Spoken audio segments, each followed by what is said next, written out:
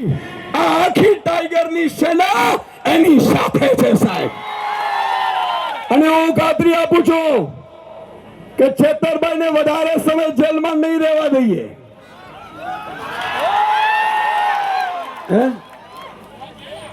છેતરભાઈને વધારે સમય જેલમાં નહીં રહેવા દઈએ. મિત્ર, તમે જોયું છે આજે ડ્રગ્સ પેડલરો એટલો ડ્રગ્સ વેચે છે, કોઈને સજા નથી થઈ. બળાત્કારીઓ, હત્યાઓ. મને કાલે જ કેટલા આગેવાનો કહેતા હતા, મને કે સાહેબ ભાજપના એક નેતા હતા, વનકર્મીને બેઠે બેઠે મારેલ છે, છતાં એના ઉપર સજા નથી થઈ. વાત સાચી છે મિત્રો? કારણ કે ચેતર વસાવા તમારો અવાજ બને છે, તમારી સાથે ઉભો રહે છે, એટલા માટે એને દબાવવામાં આવે છે.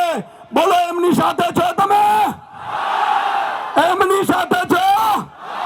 તો આટલે હું ખાતરી આપું છું કે છેક સુધી સુદાનભાઈ ગઢવી હોય, ગોપાલ ઇટાલિયા હોય, યુવરાજસિંહ હોય, મનોજ સોરઠિયા હોય કે આ ટીમ હોય, છેલ્લા શ્વાસ સુધી અમે તમારી સાથે છીએ સાહેબ.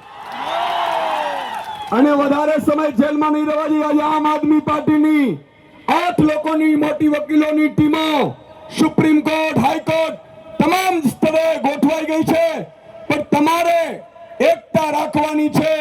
મેં કાલે સાંભળ્યું આદિવાસી સમાજમાં ભાગલા પાડવા માટે કેટલાક ભાજપના નેતાઓએ ષડયંત્ર રચ્યું છે. બરોબર કે નહીં?